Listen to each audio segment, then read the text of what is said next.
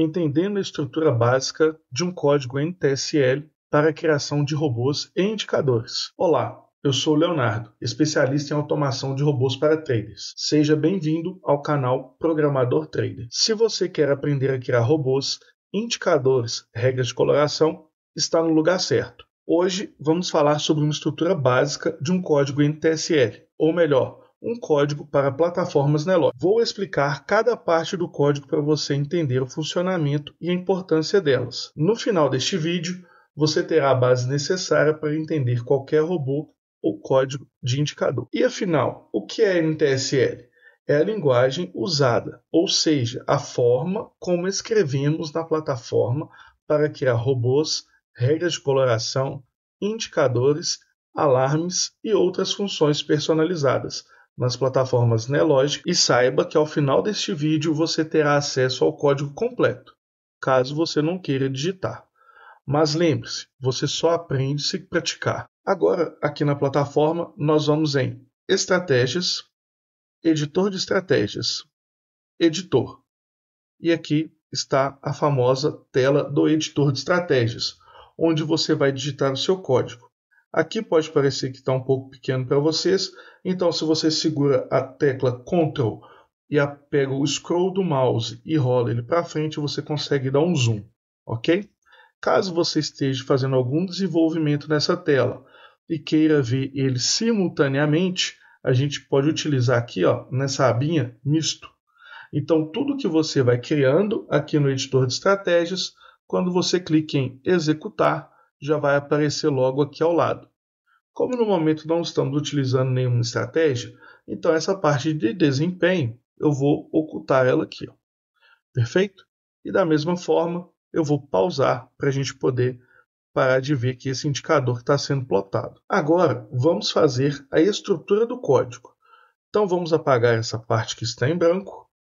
E aqui, nós vamos inserir, primeiramente, os nossos inputs. Input. O que é o input? Input são parâmetros. Quando você insere um indicador na plataforma, você não tem um parâmetro. Por exemplo, o período de uma média móvel. Eu gosto de usar uma média móvel de 9, de 20, etc. Então, aqui são partes que o usuário vai interagir com o código que você criou. Então, se você vai criar uma automação onde você tem pontos de gain, pontos de loss, você também vai colocar por aqui. A segunda parte do nosso código são as variáveis. Sim, variáveis. E para que elas servem? São utilizadas para armazenar valores que serão calculados e utilizados durante o código. E também quando você usa elas, você deixa o seu código muito mais limpo e organizado. Logo após isso, você vai começar o seu código com início e a parte fim. E sempre que você finalizar uma instrução, a gente vai falar muito ainda sobre isso, você vai adicionar um ponto e vírgula no final. Perfeito? E toda a nossa parte do código vai vir aqui nessa parte interna. Se você quer fazer um indicador, toda a explicação do indicador, toda a parte do indicador vai estar aqui dentro. Se você quer fazer uma automação, todo o gerenciamento e envio de ordens vai estar aqui dentro desse início e fim. Se você quer fazer uma regra de coloração, da mesma forma, também vai estar aqui dentro, ok? Agora que nós já sabemos a estrutura do código, nós vamos criar uma regra de coloração simples, e que vai servir para pintar os candles positivos de verde e os candles negativos de vermelho. E ainda depois vamos fazer o envio de ordens, caso uma barra seja positiva e caso a barra seja negativa. Então, para isso, nós vamos declarar duas variáveis. A primeira variável eu vou chamar de P, de positivo, e a segunda variável de N, de negativo. E elas são do tipo Boolean. Nos próximos vídeos vou explicar para vocês todas essas estruturas do código e do tipo das variáveis, ok? Aqui, vocês podem observar que está aparecendo como um erro aqui, né? Como depois a gente vai fazer uma automação, eu já vou inserir aqui o input, que vai ser o pontos gain e também pontos de loss, que vai ser para o nosso usuário poder modificar o gain e o loss dessa automação, ok? Pode observar que já saiu o erro. Então, o código conversa com a gente. Sempre que você vê que tem um traço vermelho, você pode saber que você esqueceu algo para trás. Agora, na parte da declaração após o início, o que a gente vai colocar? Em positivo e negativo. Nós vamos colocar que o candle positivo é o quê? Aquele que o fechamento é maior do que a abertura, correto? E que o candle negativo é o quê? Que o fechamento é menor que a abertura. Perfeito? Tendo isso, a gente já consegue criar a nossa regra de coloração. Como que se dá a nossa regra de coloração? Se é positivo, né? Então, pinta a barra, ou seja, paint bar, de que cor? CL limpo. E como você vai saber qual cor você vai colocar aqui? Você pode olhar direto na própria documentação da Nelogica. Lá você tem acesso a todas essas informações, bem como a estrutura do código. E agora para a barra negativa? Da mesma forma, né? Se negativo, então paint bar, qual cor? CL red. Pronto. Aqui está o nosso código já pronto. Vamos ver se ele está funcionando de forma adequada? Vamos dar aqui um executar, ok? Executamos, ok. Pintamos todo o nosso gráfico. Barras positivas estão verdes e barras negativas estão vermelhas. Se eu der um pausar aqui, as cores somem. Agora vamos para a parte de execução, onde a gente vai passar para verificar se estamos ou não posicionados e para poder enviar uma ordem de alvo e uma ordem de stop.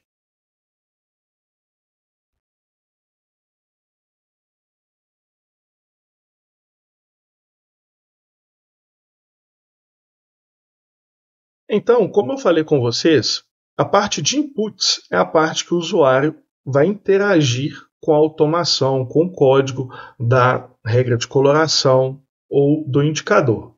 E eu criei a variável de pontos gain e pontos de loss. Perfeito? Agora, nós vamos criar aqui a estrutura para a gente poder fazer uma compra e uma venda. Então, o que vai ser a questão de compra e venda? Vou fazer de uma forma aqui, ela vai dar um pequeno erro, e aí eu vou falar a importância para a gente poder consertar depois, beleza? Então, o que vai ser? Se, lembre-se que sempre você faz uma regra de coloração ou cria um indicador e verifica se está funcionando de forma correta. E nesse caso, a gente verificou que está funcionando corretamente. Por isso que a gente agora vai para a regra de execução, que acaba que senão depois você faz tudo e precisa de voltar. Então, nada mais é, se eu sei que minha regra de coloração está pronta, eu posso simplesmente vir aqui e copiar ela. Mas se copiar, vocês não vão entender. Então, vamos fazer no passo a passo novamente. Então, quero enviar uma ordem de compra. Então, o que é? Se P de positivo, então eu vou enviar uma ordem de compra, buy at market, ou seja, uma compra a mercado. E se for uma barra negativa, então eu vou enviar uma ordem de venda, de sell short. Então, uma venda a mercado.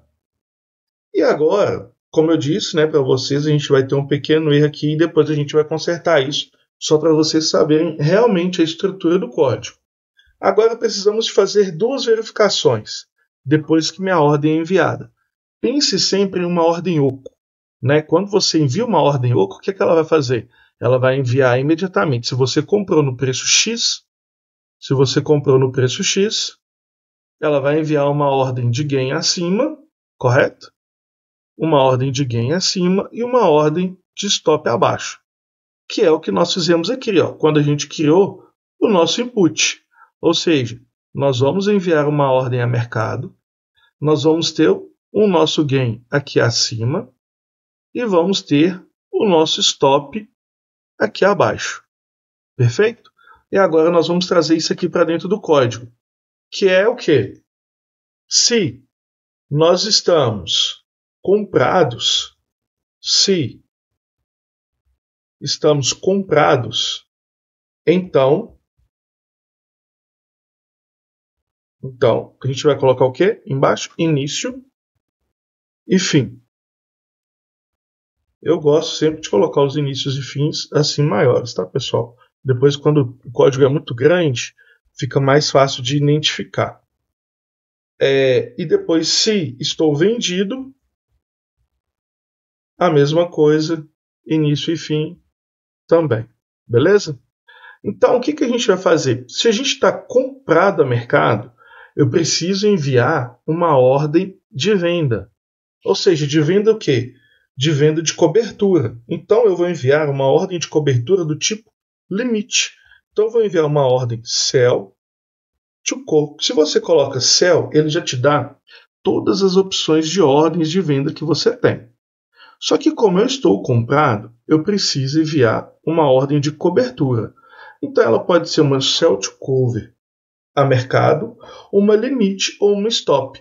Nesse caso, eu vou enviar minha ordem de alvo de gain. Então ela vai ser uma sell to cover limit. Perfeito?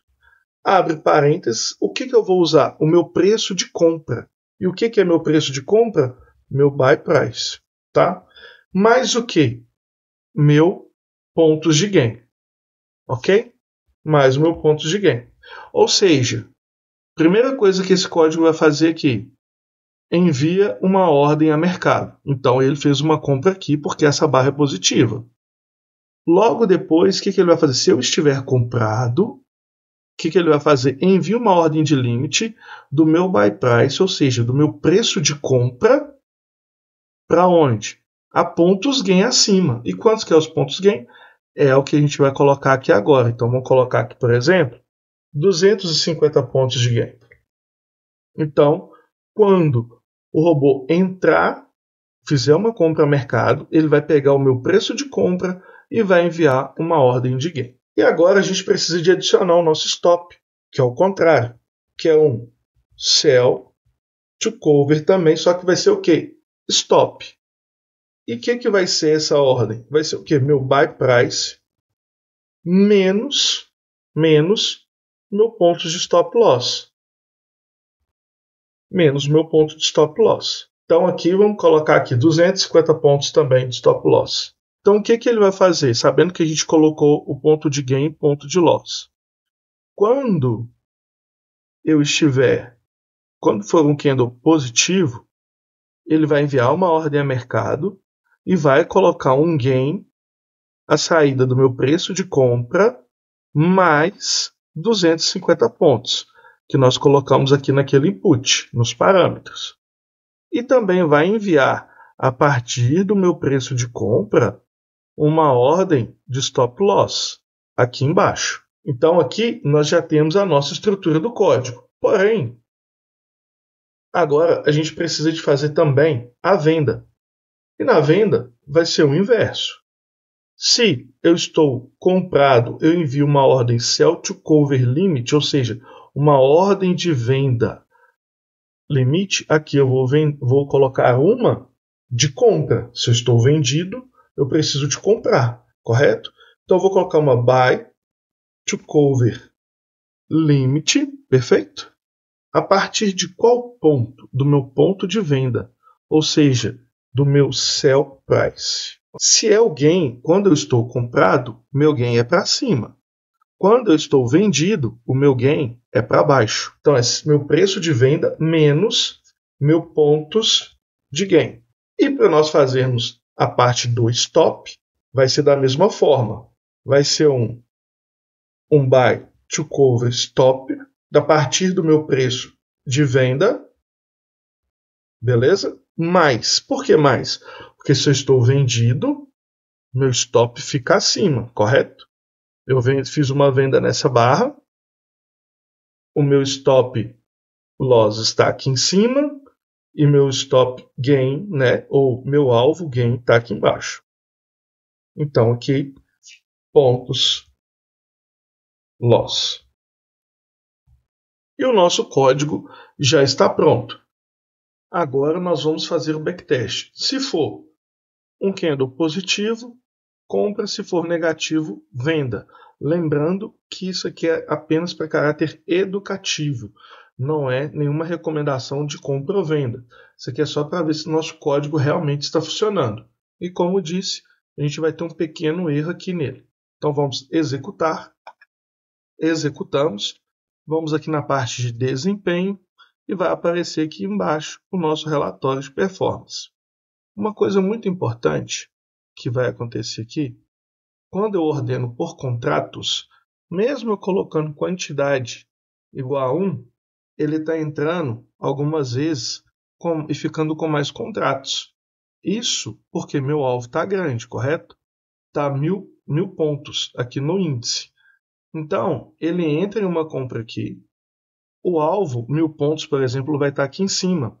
Só que esse candle aqui também fechou positivo, então ele faz uma nova compra. Aí, se aqui não atingiu os 1000 pontos, ele vai fazer uma nova compra e assim sucessivamente. Por isso, tem uma parte muito importante do nosso código. Nós temos que verificar se estamos posicionados ou não. Se não estivermos posicionados, aí ele faz uma compra. Caso contrário, ele não vai fazer. Então, como que isso quer dizer aqui no código? Se has position, ok? É igual a false, então vamos ter o nosso início e o nosso fim. O que ele está fazendo aqui nesse trecho de código? Se não estou posicionado, ou se eu não tenho posições, então aí sim, se for positivo, faço uma compra, se for negativo, faço uma venda. Vamos rodar aqui novamente, ó. Agora você pode verificar que reduziu o número de ordens na tela e aqui em quantidades nós estamos sempre com um contrato, tá bom? Então, este foi o nosso código de introdução, tá bom? Qualquer dúvida que vocês tiverem, fiquem à vontade para me chamar, tanto lá no Instagram, @programadortrader, quanto deixando aqui abaixo nos comentários. Abraço!